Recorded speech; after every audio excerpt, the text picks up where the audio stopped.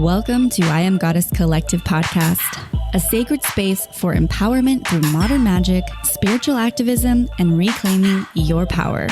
I am your host, Nixie Marie, feng shui practitioner, earth activist, and mystic, here to support and inspire your journey in becoming the change you wish to see in this world. That change starts within. Join myself and fellow thought leaders, metaphysical experts, and luminaries each week as we explore practical and magical ways to living in your highest alignment. Your journey as an empowered goddess begins here. Let's dive in.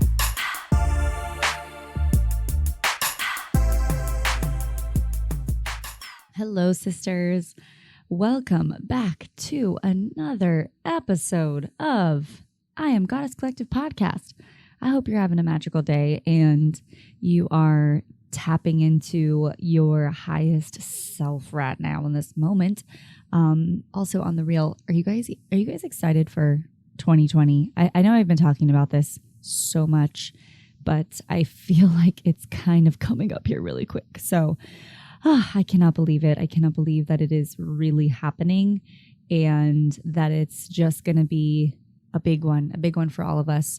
And I thought this episode would be so perfect for just a little deep dive. And I have a hunch that this topic that we're going to discuss is going to interest some of you and potentially lead you into a career. So here we are, the Akashic Records. We've got the lovely Ashley Wood, who is an amazing healer, works with the records, and has really just transformed her life in such a profound way by living in alignment and connecting to the Akashic Records. And she explains on this episode what the Akashic Records is, how you can connect with the records. Well, you've actually got to get initiated and really understand like how to work with the records from someone who is a trained master or healer. So it's not something you can just, I think, ultimately do on your own. I definitely think this is something that requires a mentor, a teacher, a guide to some degree. So if you've been feeling called or you've just heard that kind of come up or you have no idea what the Akashic Records is, that's what this episode is going to be about today. So I'm very excited to kind of jump into a new topic we have not yet really explored on this podcast. And there's so many layers to it. I haven't had any experience working with the records. I have friends who have been, I think it's sort of like Reiki where you kind of get attuned or you learn how to open the records and how to close the records. So we get to learn all about that today. Are you guys excited? I am. So I just celebrated my birthday, my 30th birthday, and I danced all weekend long, and I wanted to kind of share some of my takeaways from my weekend. I'm going to be doing a full episode on the lessons from my Saturn return coming next year because I've just had so many. And this weekend especially, felt like a huge shift happened where all of a sudden I just found myself again.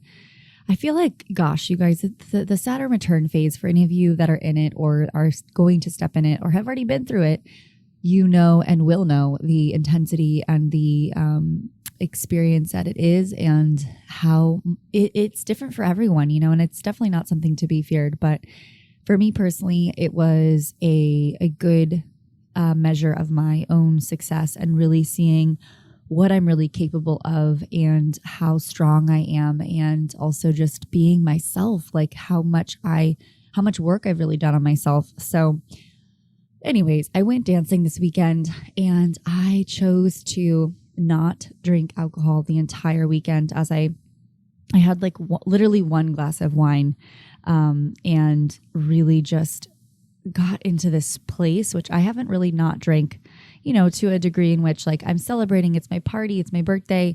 I'm going to go dancing all night or something like that. And, there's 1, 2, 3 drinks or whatever, etc. And this year, I don't know, I felt this huge, strong pull to really not do alcohol. And so I definitely it was a good thing for me. I love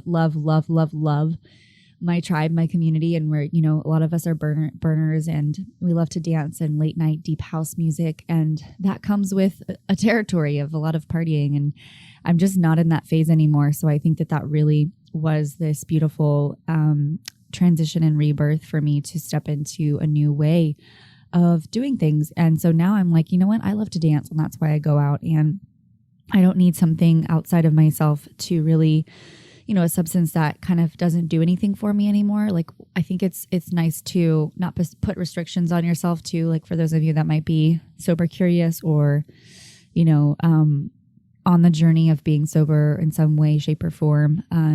I personally I'm not saying I'm completely sober by any means, but I think it means to really find what that means for you. And I personally don't like to put labels on myself, but I also definitely am feeling the no alcohol train right now. So just wanted to share that because I think, it's often really important to express those things that often we question about others, like sometimes I've thought like, oh, does, they're spiritual. Do they drink? Do they do that? And like, at the end of the day, it really doesn't matter because you are who you are, and we're all going to get to a place where we think we are meant to be and like have no judgment around anybody. So that was a really big lesson for me.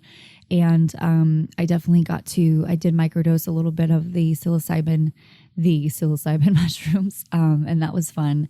You guys have heard me sort of share my journey with psilocybin and how it's really helped me. And I think that was really healing because instead of, mixing with something that is like a chemical substance, I've been really called to work with more plant medicine.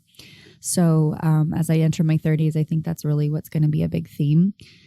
So I just kind of allowed myself, and I'm a microdoser on all forms in really a lot of ways. I don't overindulge. I don't like to get too out of my body, but it was really healing to just I went out with my girls at one point over the weekend and just danced and danced and danced. And I had this moment with these soul brothers. They were dancing on the dance floor and they looked at me and they're like, you, like you need to go big every single day. Go big. The world needs you. You are the light. Like they just started saying all these really empowering, beautiful, magical things. And I was just receiving it all. And I just wanted to share that here because I thought, you know what? Yes. Each of us gets to go big every single day without, of course, overwhelming ourselves or stress out. But I think what he really meant from that was go big and be you and spread your light and don't hide from, who you are, and the world needs you. And so I just thought it was a beautiful message and that I really wanted to express that too, because I think that means all of us here, to go big.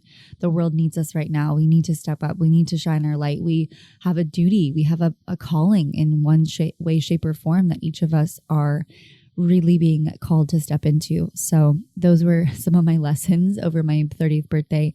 And I know that, I asked some of you guys for my birthday present, that for those of you listening, to gift me a rating and review on iTunes, Apple Podcast, Spotify, wherever. But on Apple Podcast specifically, my goal is to get to 200 reviews. So I really appreciate those who have written a review and gifted me such a beautiful birthday gift to wake up and read some of the reviews that you guys have shared. So I'm going to share one today that really resonated with me and just was so beautiful. So this is from Slay Dragons 110. Hell yeah, that's such an awesome handle. I love dragons. And the comment is True Awakening. This was written on Monday. My spiritual awakening occurred in 2017. And since then, something in me keeps yearning for material information such as this podcast to learn from before making any next steps towards transformation. I thank you, Nixie, for this and the many amazing speakers you have had on your podcast. I appreciate you and everything you have to offer me and us. #love, #goddess, #collective. Oh, I love that so much, you guys. Seriously, this is there's been so many. I have to read this other one too because this is really freaking cute. This is by You Glow Honey. These freaking handles are so good. My fellow magical December 18th. Are you also a December 18th baby? You guys, wow, I keep meeting a bunch of people who are December 18th. Dear Nixie, I Am Goddess Collective is so divine. I gasped when you mentioned that your birthday is December 18th. Mine is too. Happy born day to us. #Team Sag. Yes. Oh my goddess, that is so cool. Your podcast has a beautiful, very beautiful way to bring me back to my center. The topics and delivery are very well presented for such dynamic and deep, wise topics. It's like a warm cup of tea with honey on a cold winter day. Soothing, wholesome, just, yes. Thank you for your magic. That was awesome. Thank you guys so much. And I like, the reason why I love reviews is because it reminds me that I'm, that the messages are getting out. I literally speak into a mic, so I have no idea, sometimes, but just this is the best birthday present you can ever possibly get me. So thank you so much. You guys are awesome. All right. So without further ado, we have one more thing to do before we get into the podcast episode today. And that is, of course, a card pull from the Moon deck, our lovely deck that is our new sponsor and amazing soul sister friend. And I just love supporting her and reading the beautiful messages that come from this deck. So the card that I pulled for us today, this is card number 33. I meet resistance with kindness. Ooh, I'm going to breathe that in again. I meet resistance with kindness. I meet resistance with kindness. And in the beautiful artwork here, there's an image of a woman. She's pretty much completely nude and just lying in crisscross, like her head is facing down to her feet. And she's actually got a butterfly on her back, which, the review we just had was about, transformation. And I think this is so perfect. I mean, resistance, you guys, we all have so much resistance to things, like really feeling into the resistance that we often create around change or around relationships or by even transformation or meeting ourselves in a very deep, intimate space, or even just resistance to intimacy. That was a tongue twister. Resistance to intimacy. Those things can be very interesting. And I think when we think of resistance, it's a fear-based reaction to something that might end up really serving us. So I love that this card just is a simple reminder to meet your resistance with kindness and to know that you can be gentle on yourself and that you don't have to beat yourself up for having any resistance around something. And to know that, gentleness and kindness is something that I think we all can work on every single day. It doesn't come with ease and grace oftentimes, but if you really breathe into that and breathe into the resistance that you might be feeling in this moment, I think that that's a really beautiful sign to know that be patient with it. Know that this is probably a sign that something is changing, something new is coming forth. There's a rebirth happening, and whether you wanted it or not, whether you called it into your life or not, it's happening, and it might be uncomfortable, but through the uncomfort, you will grow. And I think that's why there's this beautiful butterfly on her back, because when you look at a cocoon of a beautiful butterfly who's coming out of its cocoon, it's tough. Like that butterfly's struggling for a minute trying to come out of that cocoon. I mean, the magical act of the butterfly transformation is so beautiful.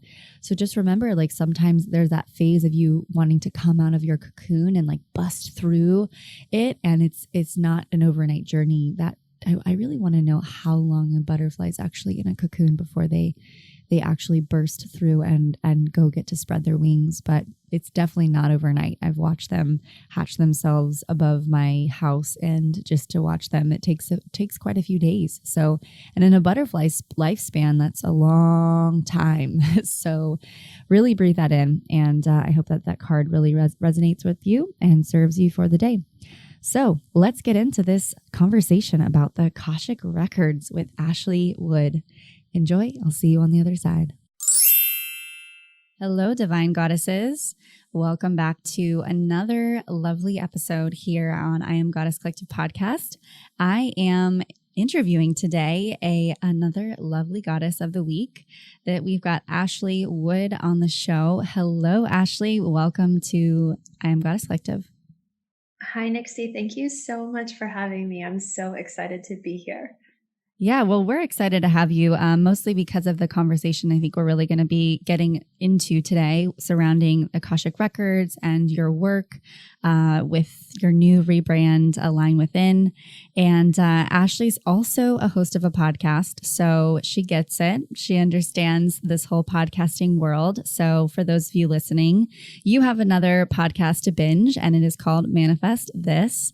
Ashley is also really just a leading voice of the Akashic Records for her generation, and discovered through her channeling that within each of us is an energetic line connecting us to the same realm as our Akashic Records.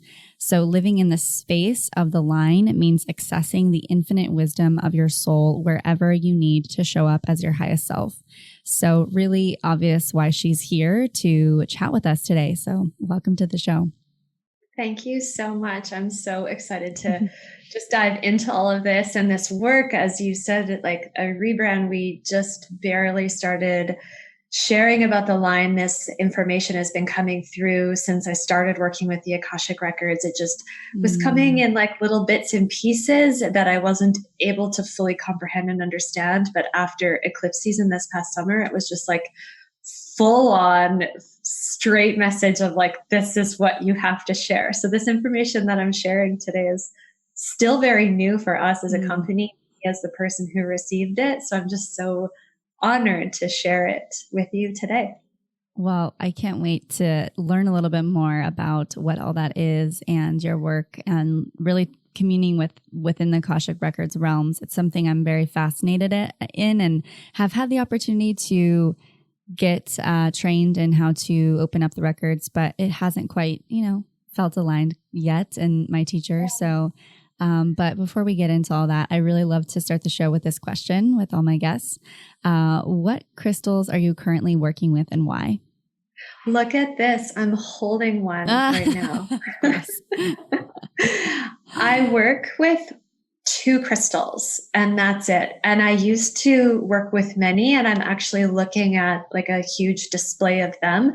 And they're in my room, they're in my daughter's room, they're all throughout our house. Like every corner of the room has black tourmaline.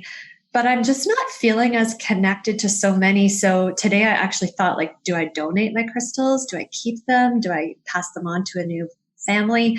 But this one in my hand, I will never get rid of, because this is a clear quartz, but I don't know the correct words to describe. It's like there's a second crystal inside of it, like another one that's living inside of it. And then there's these black little flecks in it. And I went into this metaphysical shop last year, and I went through so many huge shifts last year. Last year was when I discovered the Akashic Records, when I started learning about all of this ancient karmic duty within my soul is to bring it forward in this life. There was just so many shifts that happened last year in the summer. And I went into this metaphysical shop around that time, and I went in to buy my brother just some frankincense to burn, because he was in a cycling accident and he was kind of down and out. So I wanted to send him this little present. And this crystal, I felt its pull from behind. Like I turned around. It was like, when you like can feel that someone's like walking up behind you, they don't touch you, but you can feel their energy behind you. I felt that. And I was like, there's something behind me. And I turned around and my eyes just zoomed in on this crystal. And so I couldn't leave without it. It was like $12. It's very small. But when I hold this, when I channel, I access more information. It all gets deeper. And so whenever I am working like with a client, or when I'm channeling, or like brainstorming with my husband, business partner, for our workshops, or when I'm on podcasts, or any time that I want to just feel that extra support, I hold this crystal. And then I use selenite. And when I'm doing readings with clients, I put a wand under my feet, because the way that I understand messages and how we even receive them from the Akashic Records, how all communication comes through our body is from the universe above through our body, and then it goes into the ground below where it's activated, and it actually comes up the ground up into our bodies, and that's how we receive it. So I always put a selenite wand underneath my feet when I'm working with clients, to just give that added extra protection as it's coming up Yeah. through me to receive it and deliver it. But that's it. Like, there's so many beautiful crystals in front of me right now, but I'm not feeling connected to them except for those two. Well, I kind of love that you also pointed out, that you might donate them or just get them out of your space, because I think it's so easy to become like metaphysical hoarders and have all these tools and, things that we're not really using, but someone might find that it's, more beneficial to them. So good point to bring out. Definitely a good reminder. I'm moving in the direction of being much more minimal. So that's a good one. I wouldn't call myself minimal intentionally. Yeah. I just whenever I feel like something's energetically not working for me anymore, I get rid of it. And that channeled through to me, like pretty much all the guidance I get now is from the Pinnacle, the energies I work with in the Akashic Records. And they shared with me last year, they were like, you need to, in your space, have everything be intentional. Like if there's something sitting around that you're not intentionally using anymore, you have to pass it on, because it's sitting there holding energy, like creating energetic dust bunnies in your house, which prevents you from being able to fully connect and have that clear channel through your home. So yeah. That's so important. Well, let's get into your work as an Akashic Records communicator, and what you really, first of all, I love hearing the story. Like, what got you into all this? You said you kind of just found them, like the Akashic Records last year.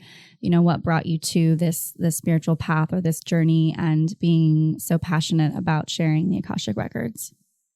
Yeah, for sure. I love telling this story as well. And I also love hearing it from other people, because it's always so personal and interesting, but there are so many similarities. Like whenever I tell this story, I get messages from people who are like, wow, there's so many parallels to my journey as well. And so I think as a collective, we're really all just waking up and feeling it. So I was born with energetic gifts, I'll just say. We all have gifts. We all come into this life with a purpose and gifts and our own lessons and all of this. And they all look different and they're all equally special. But my gifts are, I don't even know how to label them. They started by being able to communicate in my dreams. I would have very vivid dreams as a child. And I was just sharing with you before we went on this call that I have a 3-year-old daughter and she's sleeping so terribly these days. Like she's up all the time. And I was the exact same as a child. And so I can understand that what she's going through, because I slept very poorly as a child, but I had dreams all the time. And I didn't really realize that what I grew up with was different than anyone else, because my grandma was my first spiritual guide, mentor, teacher, I guess we could call it. She told me that it was how God works through her. But she used crystals, she read tarot, she read palms, she read tea leaves, she saw spirits. She was very, very in tune, and she lived very close to, I grew up in a small town. And so I was always with her and it was just normal. And I didn't really realize that anything was different until I was 19 years old. And I remember this dream in particular. I've told this story a lot, so I hope no one is listening to it for the second time. But this dream in particular was when I really realized I had a gift and I had an ability to do something different than other people around me were doing. But I do really believe we can all do this. But the dream was when I was 19, I was at my parents' house for the weekend, and I dreamt that I was walking down this path in their hometown, in my hometown where they live, and this man came and started walking with me, and there was this bumblebee as well, and he said, don't swat at that bee. If you do, you have to leave this place. And I remember everything was in Technicolor and it felt like I was somewhere different. And then he told me June 4th, 1942, tell her I'm sorry. And I woke up and I wrote the date down. And the next day I went to my grandma's house and I told her, and she got very emotional. Wow. And she told me that that was the date of her father's funeral and that her brother had taken everything from her that was left in the will. So in my dream, I had traveled to another dimension because it looked different. And I received a message from someone whom I had never met, but had already transitioned from the physical realm. And so I was a little bit afraid, and I consciously, and that was when I was 19, throughout my 20s, turned it off as best as I could. And I would get dreams all the time, Nixie, like all the time. Like sometimes they'd be really wonderful. Like I dreamt that my friend was going to win Beyonce tickets. So I called her. I'm like, hey, you're going to win Beyonce tickets. And she did. No freaking way. That's amazing. Sometimes I dreamt that people were like this woman I knew was going to get sick and die of cancer. And 2 months later, she got diagnosed and passed away 2 months later after that. And so I tried to turn it off, but I couldn't. Like it was just when I went to sleep, things would happen. And then let's fast forward all the way to my early 30s. I get pregnant, and no drama. I have a husband, and it was planned. But I got pregnant. And it intensified immediately. Like, I don't know if other women can relate to this, but carrying another soul in my body just was a spiritual awakening for me. It made everything I was experiencing come on like 100 times stronger. And there was no way I could turn it off anymore. And when I was 3 months pregnant, I had a dream that I gave birth to this little girl, and she came out with large eyes, like intense eyes, dark hair. And she told me the year she passed away in her previous life, how old she was, what happened, that she's been in this place in between, that she couldn't wait to join our family. She's been watching us. And like the dream was so vivid. I woke up and I was like, I'm having a little girl. I know it. And then throughout the rest of my pregnancy, I had more dreams about her. I had dreams of like spirit animals, guides. It got so intense. And then I had her, and we didn't ask the midwives to like find out the sex of the baby. I just had her. I knew it was her. And of course it was her. She came out with dark hair and really intense eyes from the start. And I'm like, wow, I know you already. And then throughout my entire first year postpartum, it was this polarity, and this polarity that we often experience in the physical realm. It's always a polarity. I had extreme postpartum anxiety and depression paired with this massive spiritual awakening of like literally going for walks with my daughter and like hearing spirit guides talk to me and being given guidance. And one time I was fast asleep after my husband's grandma passed away, like 3 days later. I was fast asleep, and I just like jumped up in bed and looked at him and gave him a message and went back to sleep. And then the next day he's like, do you remember doing that? I'm like, no, I don't remember that at all. So it was like, it was coming on so full force that I knew I was being led to something. And one day I was given the message to start a podcast, and I had never thought of starting a podcast, but it felt really fun. And I was like, sure, I'll do it. It worked out really well because my husband has like, at this point, probably 15 years of audio engineering experience. Like he's produced records, he's done all kinds of stuff. So a podcast is like a piece of cake. And so I started it, and it was originally going to be about health and wellness because my previous experience was food blogging. I was a vegan food blogger and did a lot of that.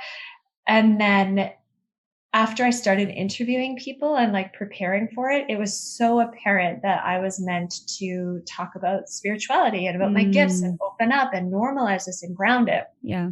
So I did. The second episode, I just laid it all out there, and it's called Things I Have to Tell You.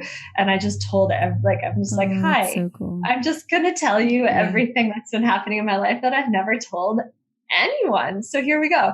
And then, through the podcast, the first season, we're just wrapping up the second season, the end of this year.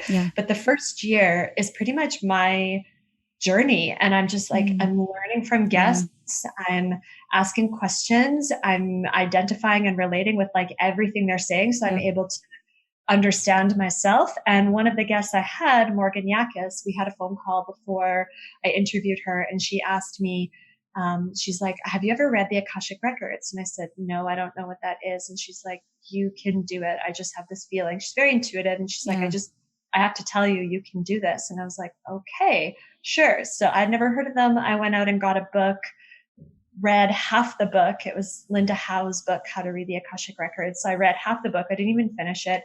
One day I felt called to open the records, and I did. And it was like, I compare it to childbirth in that my life completely changed, and I knew it would never be the same again. It was like a coming home party, like a welcome home party. Oh my gosh, wow. It was so intense and so incredible.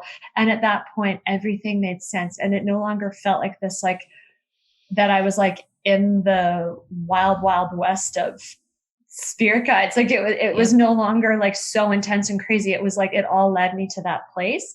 And I think it was like 2 months after I opened up for the first time, I went in one day and my grandma was there. My whole cosmic team was there. The energies that I now know of they call themselves the Pinnacle, and they're who I work with and who I channel. They were there, and they just all said, they're like, you are meant to modernize the Akashic Records, make them accessible, like ground them. This is your life's purpose. Do this and you'll always be taken care of. So that was last May 2018. I launched a practice June 2018. Fast forward to this point, October 2019, I've read for the records for over 500 people around the world. We've built a business around the material that I've channeled. My husband left his job in March to come on, and like we're full time in this business now. And we just have this company that's just growing and growing and growing. And they've been giving such beautiful guidance as to how to teach the records and how to share about all this information that every single person can tap into. I could go for so much longer, but maybe I'll stop there. Yeah. Wow. No, I like already, there's so much to unpack with all that.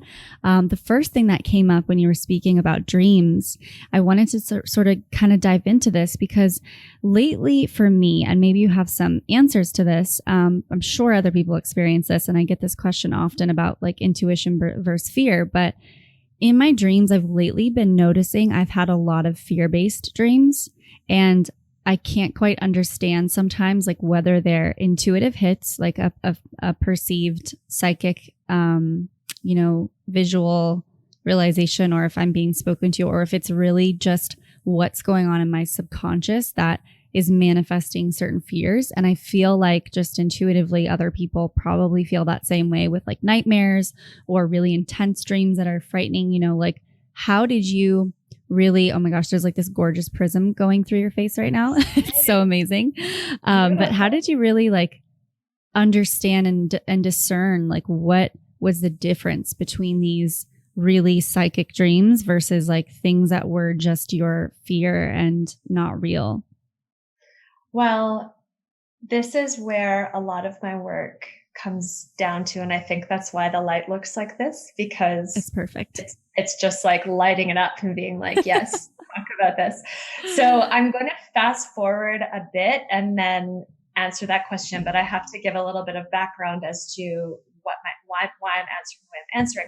So in working with the Akashic Records, I have learned that through all of us, from the moment I opened the records, and I just didn't quite understand it yet, but through every single human, there is an energetic line that is running through our body. It starts at the top of our head, like it enters at the crown chakra, from the highest realm, which is where the energies I channel, like the highest realm, the pinnacle, where they are, where our Akashic record exists, like literally the highest realm of energy. And this line runs through our body and it connects into the ground beneath our feet. And they've described it to me almost like it's like a selenite wand that's running through our body, and it's like a coat hanger for our chakra system. So we're receiving messages 24/7 down this line all the time. And it's also connected to our Akashic record. This light is crazy right now. It's insane. I had to take a picture of it. I'm going to send it to you later. It's so cool. Yeah, I wish I could like show people. I know, you guys, like this is nuts. It's like, I just have to try to explain it because she's speaking right now and there's this crazy prism of light going through her like crown chakra, like third eye, like through her. It is this, like you just can't make this shit up. you know? You can't. They're so happy. And last time we actually had to stop recording at 3:33 because we had some technical issues, and now we're like re-recording. So there is some divine magic happening right now. There is. There is. Yeah. So this line that runs through our body, we all have. We receive messages 24/7 all the time. This is what we call our intuitive hits, our guidance, our gut feelings, our inner knowings, our pings, whatever you want to call it. It is all the same thing. And it's coming through the body 24/7 at all times. It goes down the body, activates in the ground beneath our feet, and then comes up into the body. And that's when we can receive them. So this also connects to our Akashic Record, and our Akashic Record is a metaphysical library of every single experience our soul has ever gone through. It's like a library of our soul, like an energetic library of our soul. So every emotion, thought, feeling, anything, it is so delicate, it's imprinted into this. And this line running through your body is connecting to it. So this allows you to be really tapped into your multidimensional experience. You're existing in so many dimensions at one time. I also like to use the visual of if you're holding a plate, like a glass plate, and you smash it on the ground and you see all the different pieces on the ground. One of those pieces of glass is your physical experience, and all the other ones are different experiences that your soul is currently in. So I really believe that when you're sleeping, when you're in your dream world, you are, yes, maybe experiencing messages from your subconscious, but I really, really so strongly believe in my personal experience that you're entering a different dimension. And in that different dimension, you're either seeing different realities that could be playing out, or you're seeing different possibilities, or you're receiving different messages, or you're going into a past life. And how time works on the physical plane, we see it as linear. Like we see the sun rise, we see it set, we see ourselves aging. And so we know that time here works linear, but on the every other side, like on the anywhere in any other dimension other than the physical, time is kind of all happening at the same time. Right. So you could be tapping into past lives in your dreams. You could be tapping into future lives in your dreams. You could be tapping into so many different things. So I take every single thing I dream seriously because I find a truth or a message in it in some way. And if it's a fear, any fear that we have, I always say, believe that fear and ask yourself why. Because if it's a fear of something happening, you may be having a memory of a past life of something that did happen that you brought into this current life to re-experience or to learn from or to heal or to release. And so treat that fear with a neutrality and been like, this is my fear. Okay. I know that's not happening right now. I know I'm okay right now. Okay. So, and then I sometimes go into my sleep and like go to dream and ask myself like, or ask this line within me or open up and I'd be like, can I please see more? Can you give me more examples? Can you show me more? It's amazing what we can control once we're allowing ourselves to be vulnerable to ourselves. And as soon as we say to ourselves, well, that's just a fear, or that's just your subconscious, or that's just this, it's just that. It's like downplaying the entire experience, which you can call as sacred or spiritual or anything, but really it's our existence as energetic beings in this physical container. Like that's what it is. Like it's understanding our existence. Well, now seems like the perfect opportunity to share with you goddesses our newest sponsor, the Moon Deck. The Moon Deck is a beautiful oracle set that connects you to your intuition and brings self-care rituals into your daily life. Created to foster community and healing, this entire set of 44 cards, plus a beautiful guidebook filled with rituals, is inspired by the cycles of the moon and the empowerment of women. It shares insights on growth, purpose, practice, and emotional well-being. The Moon Deck can be worked with as an oracle guide, as a daily tool for reflection and meditation, or simply in a tarot-inspired spread. As a goddess listener, you receive 10% off the entire site, so head on over to themoondeck.com/goddess and enter code goddessmoon to receive your discount. Happy rituals and oracle card pulling, sisters. I love you.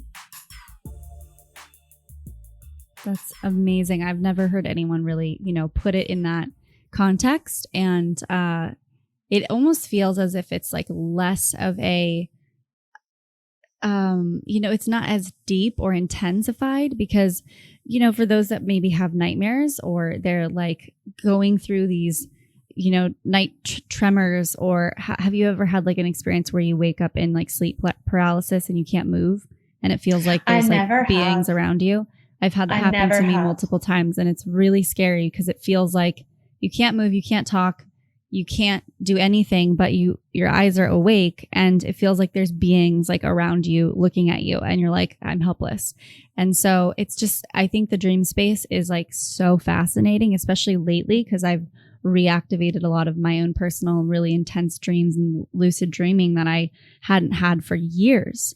So, wow, what a great, that's pretty intense to think about it from that perspective and just know like we're these energetic beings, and it gives it more power and a little bit more playfulness too. I would think, pardon me, sorry. No, go ahead. I would think that sleep paralysis, I've never experienced it, but I would think of it as being kind of in two dimensions at one time. Yeah. And having a little bit of a harder time leaving the one. Yeah. I see this in my daughter all the time, who's very sensitive energetically, like she really is. And sometimes she'll just look at me and I can see in her eyes that she's like here and somewhere else. And I experience this, but I see it in her. Wow. And she'll be afraid. She's also in the middle of the night. She's spoke different languages in her sleep. She's woken up and not known where she is. And so I've learned a lot. Motherhood has taught me a lot. It's awakened a lot within myself, but it's also, I'm watching this little being grow up, and I'm seeing what I believe I probably went through as well, but my mom didn't see it through the same lens, and no fault on her. She hadn't experienced and she probably hadn't experienced it, but I'm seeing it now as in like, wow, we incarnate with real fears because we don't incarnate as perfect beings. There's no such thing as being perfect. We incarnate with all of these past experiences that we bring into this life to release and to heal. And so they come up in so many different ways. And the dream world is a really sacred, beautiful place to just understand our own experiences and our own self much deeper. Yeah. And just kind of going back to that, saying, we're being trapped in these two worlds. It's like realizing that we're multidimensional and that we're so much bigger and more like greater than this physical body or meat sack that we're in. And to my understanding, that's really what the Akashic Records brings forth, is this, record of information for each of our storylines. What were some of the like biggest things that you found out about your, soul contract or even just relationships around you when you were working and discovering the Akashic Records? Like really what changed that for you? I've never been asked that question before. Oh, wow. Yay. I love this. I also have to say, just when you said we're so much bigger than, our existence is so much bigger than what we see in the physical. What we see right now on the screen, like this prism, this long light, shining light, it reminds me of this documentary that I watched with my husband on Netflix. I live in Canada, so it's Netflix Canada, but I'm sure it's in the US as well.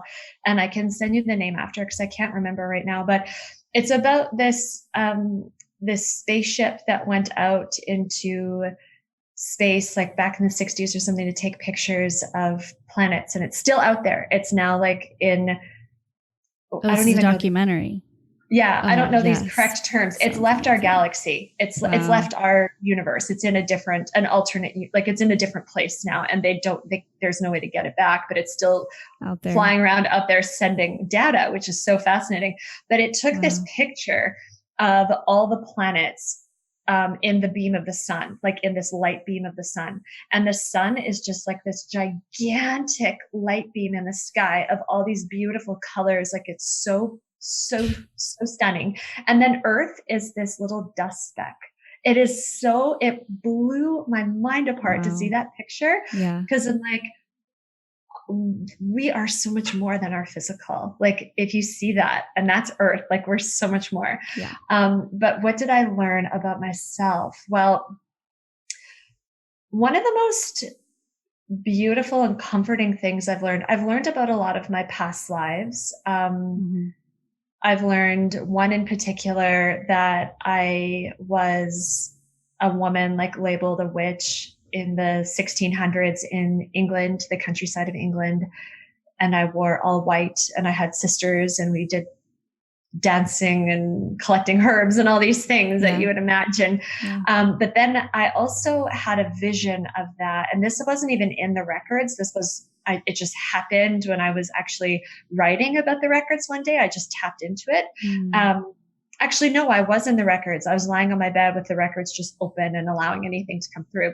And I saw myself as this person, like this woman with this white dress. And I was at the top of a hill, and at the base of the hill were all these people looking up to me, but no one would come to me. And one of my fears in this life, and my lessons to work through, is the fear of being rejected and ostracized.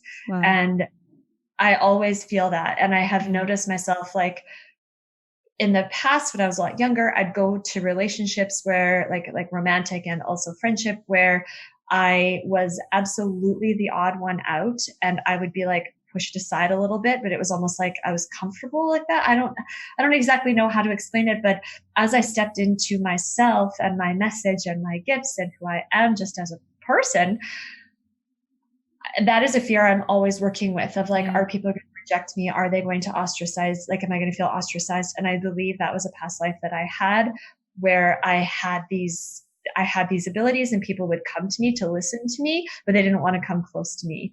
And I've definitely brought that into this life to heal. Wow. It sounds to me, it's like another tool for deep, profound awareness. Yes. In our journey and discovering, like, to me, awareness is so powerful.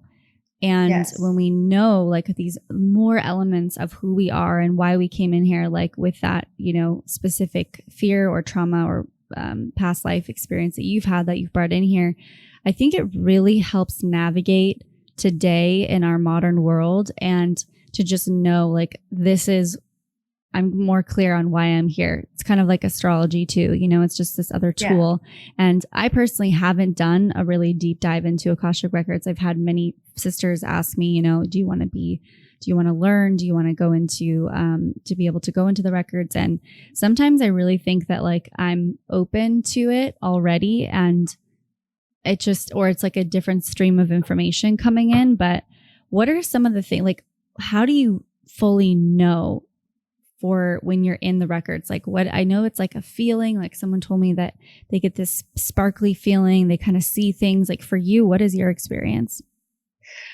I believe that it is different for absolutely everybody. And the way that I explain it, it's different for when I'm reading for someone else as opposed to when I'm receiving for myself. So there are two ways to answer this question. When I'm reading for someone else, it's going to feel different and look different every single time, because I'm entering their energy, I'm entering their soul, and it looks different and feels different every time you walk into someone else's house, right? Like, you pick up on someone's energy when you walk into their home. No two homes feel the same, like when you walk into someone's home. So when I go into someone's Akashic Records, it feels different for me, because I'm going into their soul, their home, and I feel their energy.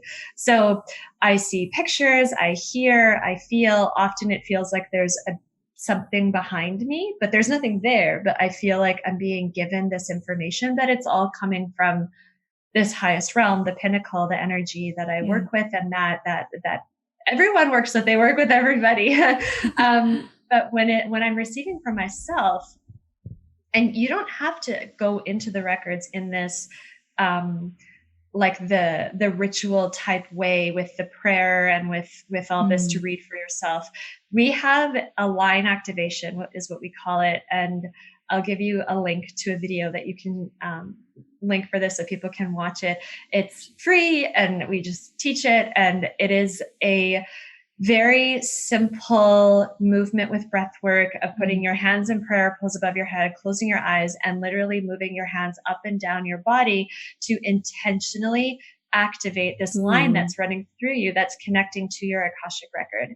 And that's like the high speed 5G way of like connecting into the, like it matches our lifestyle speed now. And the way that our energy literally is moving, like we are evolving beings. And I always say that to me personally, spirituality is awareness, and it's awareness and intention and evolvement. Like it's our human selves, consciousness evolving. That's like, in being aware of that, that's a spiritual practice. And so this line activation will, like, you move up and down your body, and that opens up, activates these files within you and allows you to receive guidance, receive messages and information.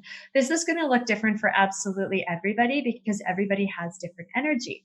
So for example, when my husband does them, and he and I both do them every single day, and when he does them, and I'm sure my daughter will as well, but we just, oh my gosh, you guys are going to be so cute, just sitting there, just getting into that frequency. I can see it now. It's adorable. When he does them, he has a mantra, and I can't remember what it is, but it's something like, I enter with the belief of that I already know, or something like that, because all the information is already within you. I can't remember his exact mantra, but he gets information immediately, like during his line activation, getting information. He said it sounds more like his ideas that are coming through really quickly. It's kind of like when you're really excited about something and you're like, and then I'm going to do this, and then I'm going to do this, and this, and this, and this. Like, it just comes through quickly. Whereas when I do them, like, I'll do a line activation in the morning, and then maybe 10 to 15 minutes later, I'll get an idea, and I'll just be like, that was from it. Like, I just know.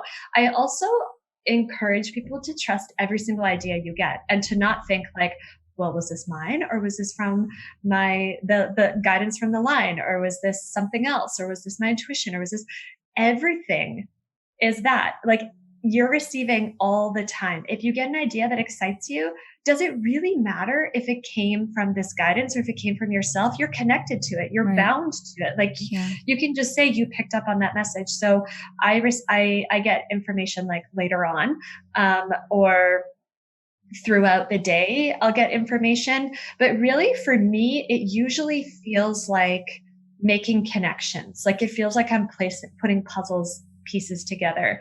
And I don't get any sensation or anything other than this, like, really deep knowing that, like, that was right. And that's exactly what I have to do. That was right. When I do use the prayer to, like, properly enter the records and do it in the ritualistic, like, let's say 2G dial-up internet way, I get tingling in my head, like my crown chakra tingles just as I'm saying the prayer. It's just like I'm like activating a different way of receiving, I guess, or just entering a different dimension. So you and your husband, you are now running your business. I have some questions about that, because I think so many women often approach me and ask, like, you know, how my husband doesn't really, or boyfriend, whomever in their relationship, maybe it's a woman too, you know, doesn't really have a spiritual foundation. They're not, you know, on the same journey or on the same path. They might be really open, but was your husband always like that with you, or did you guys kind of awaken each other one by one? I would say that we have both always been interested in learning, and we both have a very foundation of mutual respect for one another. So we never force something on the other person, but we're very interested in listening and hearing and observing. So as I was going through this with my pregnancy and then postpartum, I would share stuff with him, but I never expected him to do things with me or to understand or to change himself, because we are all on our own journeys. And part of love, like the foundation of love when you're with someone, is to love them for who they are, not to love them and all of a sudden expect that they change to become something that you want them to be. Like, you really have to check yourself then to be like, wait a second, do I still love this person for who they are? And so I would just tell him things and tell him stories, and just as he would tell me things and stories. And he wasn't ever into this stuff, I guess you could call it. this different way of living, this lifestyle.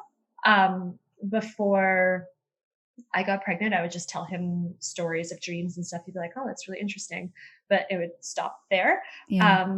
That being said, we both like helped each other go vegan and just live consciously, and we encourage each other and help each other along with that.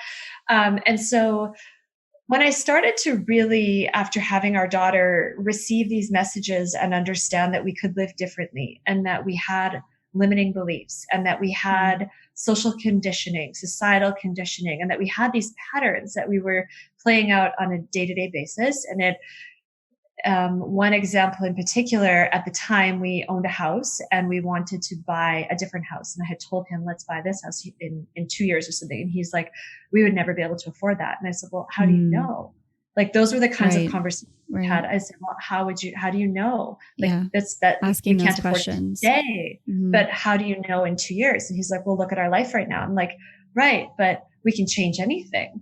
And it was those kinds of exploratory discussions that we had that really allowed us to transform our own lifestyle. And he was interested in hearing my perspective. I would hear his perspective. Neither of us would try to challenge each other or be like, you're wrong, I'm right, you're wrong. And he's actually said it best on our podcast, I'll Manifest This. He came on a couple of weeks ago and he said, whenever you enter an argument with someone, your ego wants to win. When you enter it with the confidence within yourself of your own point, but you're completely open and neutral to what other people are saying, no longer do you have to put up these these defense mechanisms, or you're not right, I'm right. That's all ego.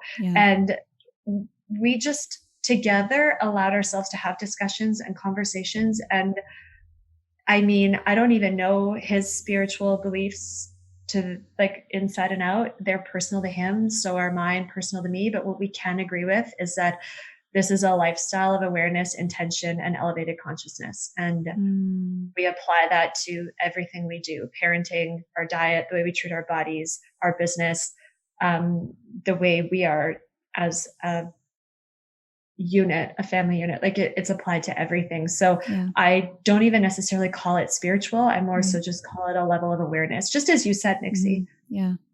No, that's so important. I think the word expectation really landed when you said all of that, because I think that's the key. Is a lot of us have these expectations. And so when we go and enter a sacred partnership, especially one where, there's just different views, like we're meant to have different views. And I do believe that those expectations can get in the way of really a beautiful relationship, because there's just things that aren't clear, people aren't meeting in that halfway. So I really hope that really served a lot of the listeners here that have had those questions, and they're like, oh, well, my partner doesn't meditate, or my partner doesn't do this. And it always comes back to, like, the answers for me that always come through is to always just be yourself and lead by example, but also just love them anyways. And if you don't love them and that's the truth, then I think that's really deeper where you should go, with that.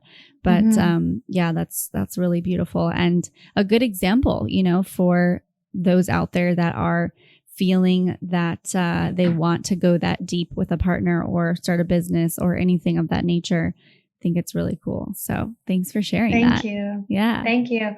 I'll also say, just as, I don't know if it'll serve as inspiration or comfort or anything to anyone, that a life of elevated consciousness and awareness and spirituality, if you want to use those words, whatever words, a life of intention doesn't look one way. And when you said meditation, I don't meditate, and neither does my husband. We both don't meditate. We do our line activations every day, and I do a short meditation before I open the records for people. And then we do deeper line activations that are guided meditations, but not every single day. And those are the kinds that we have in our workshops. Like, they allow you to go deep into the files and allow you to really, like, the files within you, and allow you to really understand that information.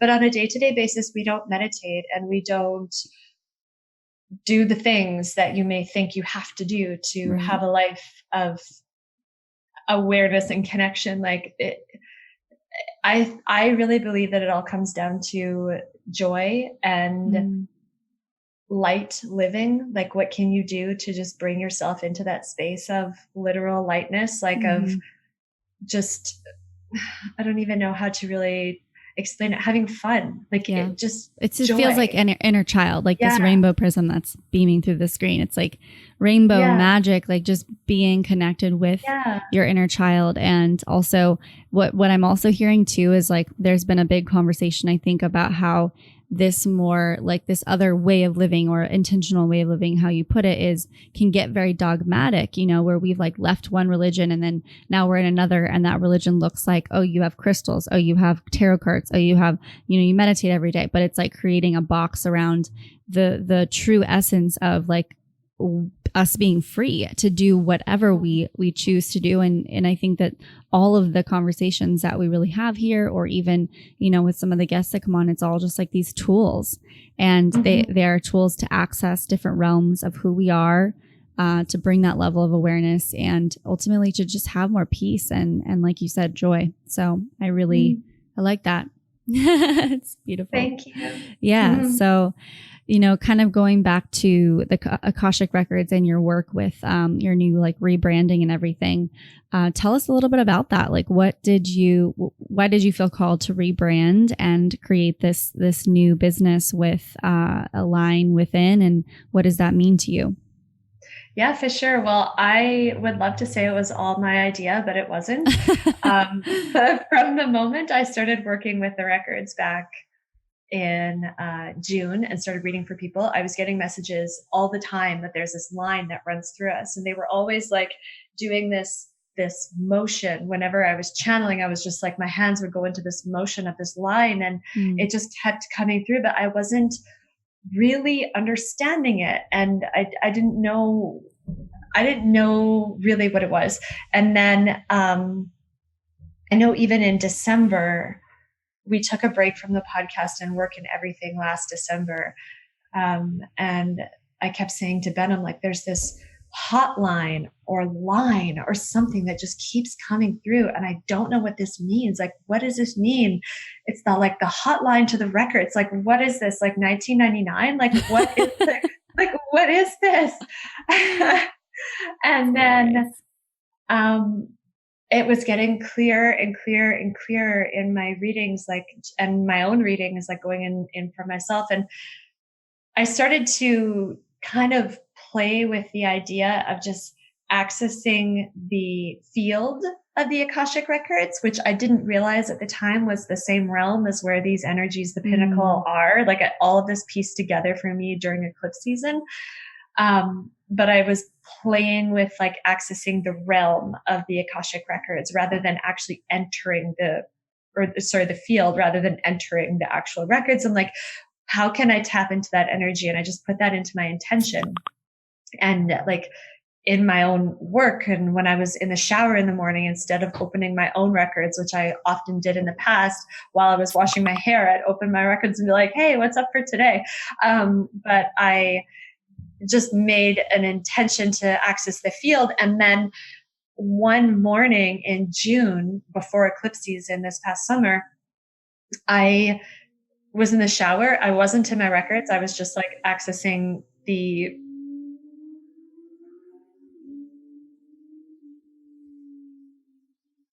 What is that? Did you just hear that? Yeah. Okay, let me just see what number that is so I can pause it. That was just I'm up in the mountains, but we are right off a main road. So that was a really loud bike that just decided to go by. Okay. So let me just put down this number so I can make sure to tell them where to edit that out. Okay, go ahead. Okay. So in June, before eclipse season, I was in the shower and I just heard a line within. This is your new company. Your company is all about the line. You are teaching the line. You are teaching how people can receive this guidance from the line, how people can clear the line. live a life with a clear line, live a limitless life, access these different dimensions of ourselves. Like, just, this is what you are doing. So I ran out of the shower and grabbed my phone and wrote it down. And I told my husband, and I was like, Ben, it's Align Within. That's our new company's name. And he kind of laughed. He's like, that is like way too close to align, like ALIGN.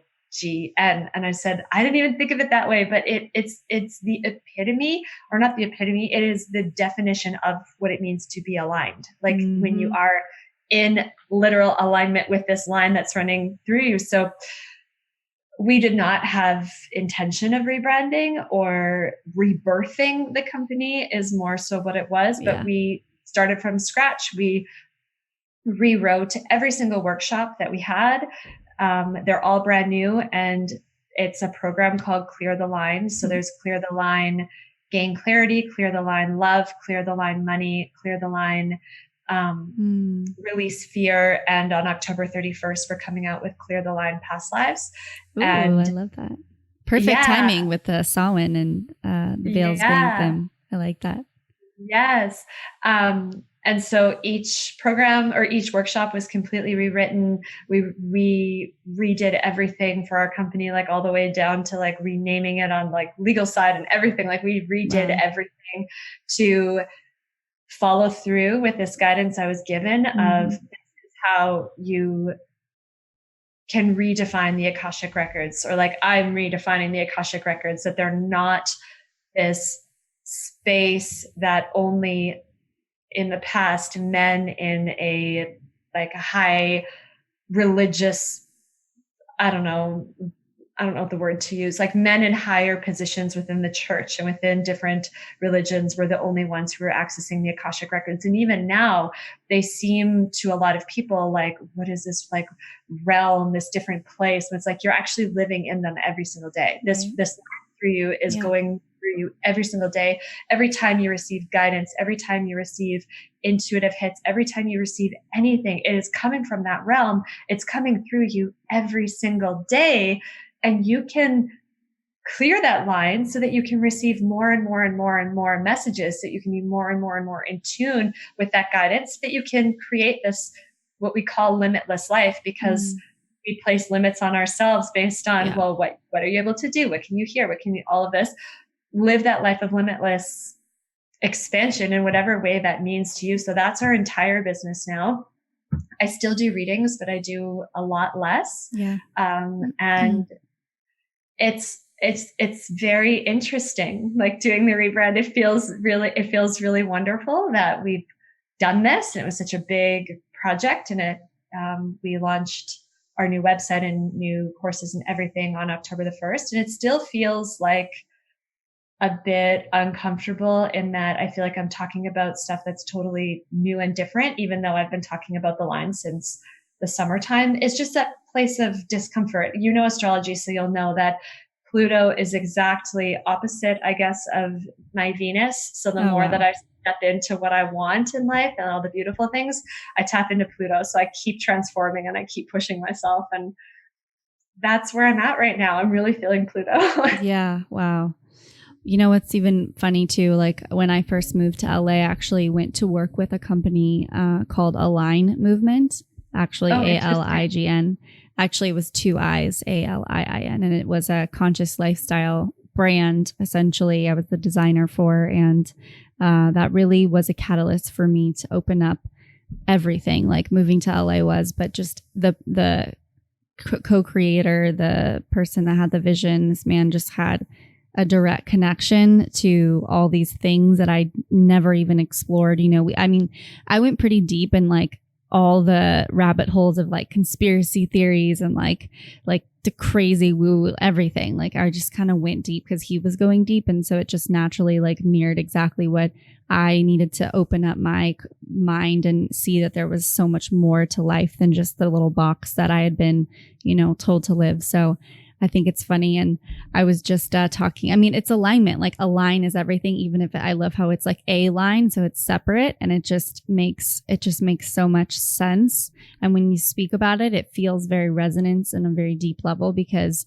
we're here, I believe, to like clear so much of our like limiting beliefs, our ancestral lineage, like everything that you're doing is exactly the work that I can see like the bigger picture of how we really can live this limitless life. So what would you say to someone, I mean, who's like ultimately really struggling with just seeing all these limitations around them, you know, constantly coming up and met with blocks, just things not really like moving with grace and ease? What guidance would you have to say to them? Well, the Pinnacle, I'll quickly say first, is that they have advised a lot to not use the word block, because already that feels like sit down, you can't move on, like as if there's like a literal block in front of you. They say to use the word opportunity, like it's an opportunity to look deeper within yourself. Wow. There's something that's calling you to look even deeper. It's not a block that's preventing you from moving. It's something that is like, just pause for a sec. There's an opportunity to go deeper. It's a mental shift, and the way our mind and emotions are energetic frequencies. And when we shift our energetic frequency, we are shifting our experience. So even just using different words can really change how things are going for us. It like, as we work through them. But if you're in a place where you really are like, nothing's happening for me, I don't understand, like, how does this even, like, what do I even do? This was another thing that came through in eclipse season, and that is the threshold that we have within ourselves. All of us. It's this energetic meter that almost looks like a cardiogram, like a heart rate monitor in a hospital. And it measures our experiences, both high frequency or vibrational experiences and low frequency experiences.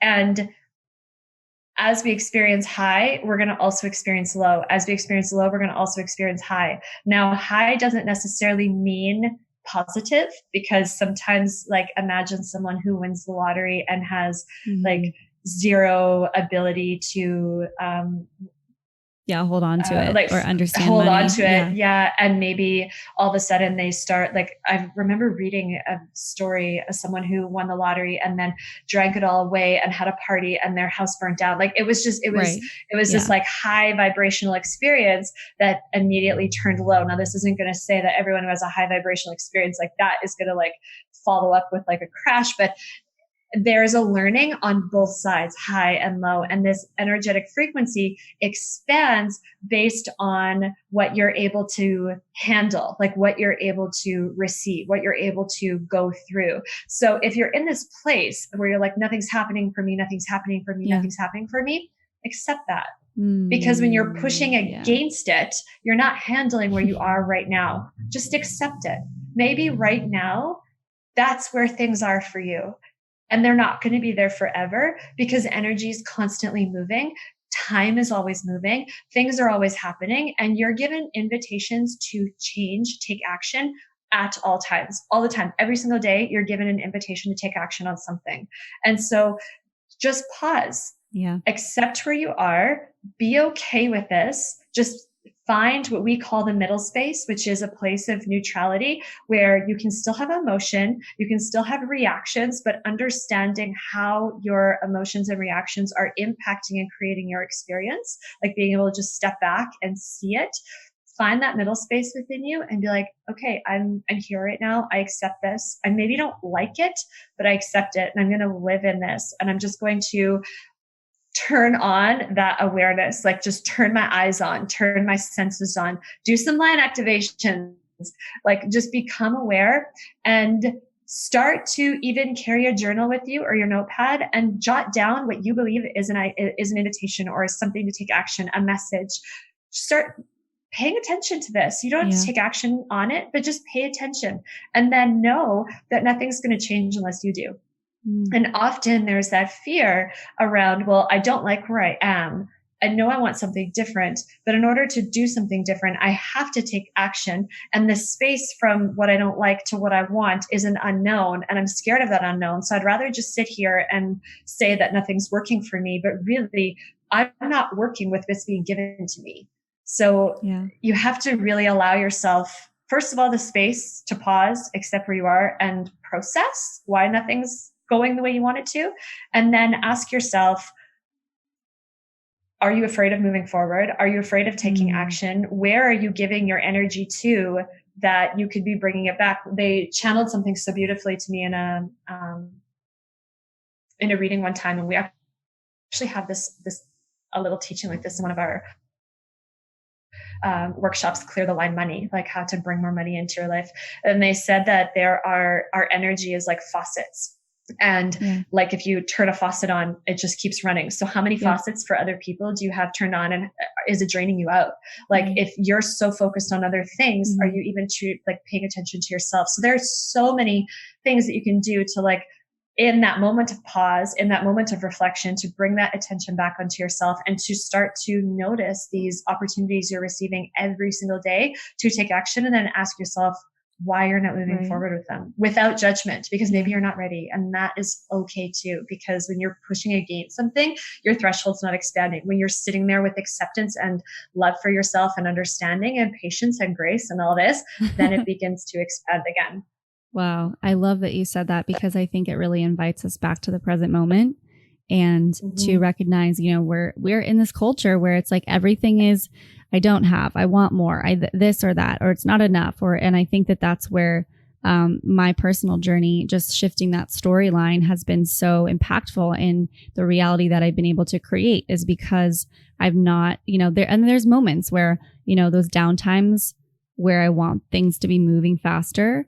I think it's really important to just, like you said, you know, come back. I think that's such soulful medicine, to know that acceptance is like the thing, though. It's just when you can accept where you are, or just accept somebody, or accept, like, that is such a big breakthrough or moment in life when you can finally come to that place, you know? And I see that as such a powerful tool. So thank you for sharing that. I really love that perspective.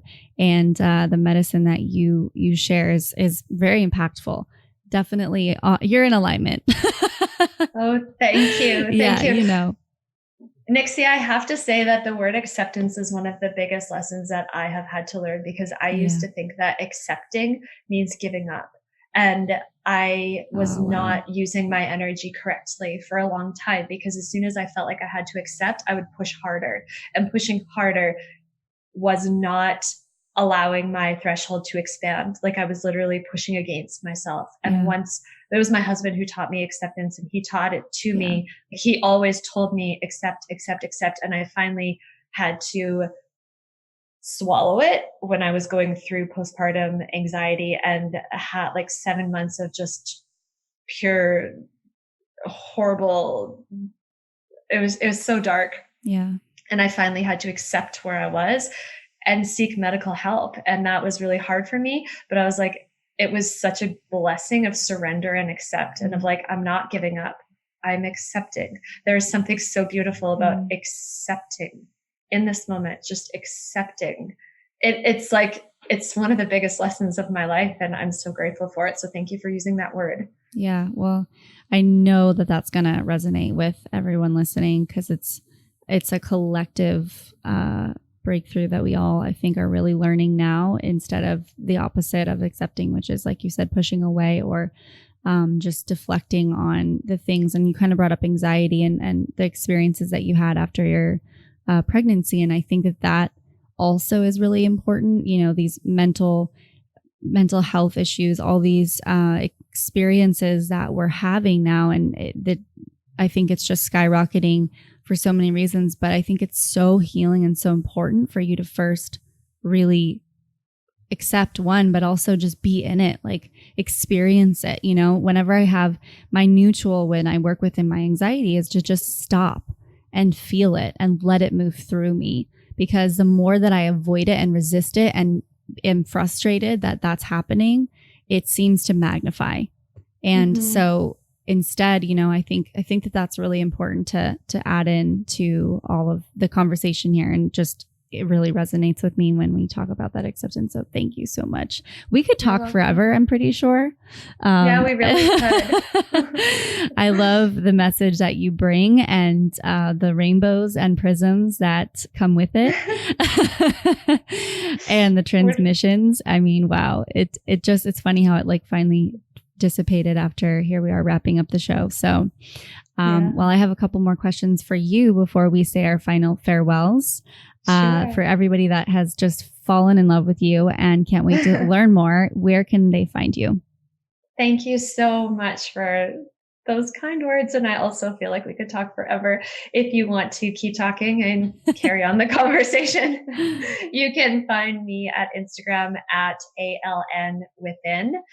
And our website is alnwithin.com.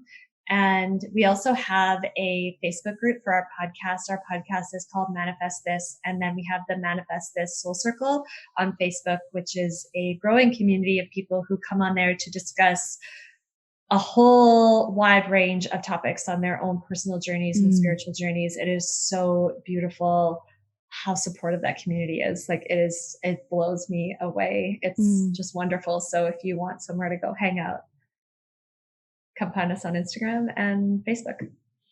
Awesome. Well, I love it. So my last and final question for you, I love asking this to all my guests that come on the show. What does it mean to you to invoke how do you invoke your inner goddess? Oh, wow. You know, I know I've said motherhood a lot, but motherhood really brought out the feminine in me and softened me. I was very loud before. And when I say loud, I was aggressive. I was very much like, I'm going to get to the front of the line. And that was my energy. And I also lived with, I recovered from an eating disorder, but never fully. Like, I feel like I finally fully recovered from it in pregnancy. Yeah. Motherhood taught me to love my body and myself in a way that has transformed my life. I mean, I think probably 25,000 people have seen my breasts now from breastfeeding. So like just loving the feminine part of my body and loving the curves and loving everything, every part of me has allowed me to soften into myself and to literally accept myself. And so I'm constantly tested with patience. I'm tested with sleep deprivation. I'm tested with the fact that I'm barely ever alone. I'm tested with so much. And because of all of that, I have this work. Like, I really feel like it is the threshold within me where I'm always tested, but because of it, I have been able to invoke my inner goddess and to receive this guidance and to choose to live in this middle space, which allows me to feel like a goddess. Yeah. I love that. I think that's really the ultimate, well, the goddess to me is really the mother, you know, Gaia, Pachamama, the Mother Earth is that nurturing spirit. And that to me is really what connects me with that feminine energy. So not yet experienced motherhood, but I have in many other ways. And I'm sure that I know there's so many mom listeners here. And so I love that we were able to kind of go into that conversation today as well. So thank you again so much for coming on the show. I loved chatting with you, and I'm glad we finally made it work. As we were saying earlier, we had some hiccups down the road, but as always, it's in divine timing. So we wouldn't have got that rainbow prism before. And so here we are. All right, ladies. Well, I hope you enjoyed this podcast episode with the lovely Ashley Wood from Align Within, and check out her work, follow her stuff. We'll put everything in the show notes for you. And I love you. I see you and I hear you. Bye for now. See you next time.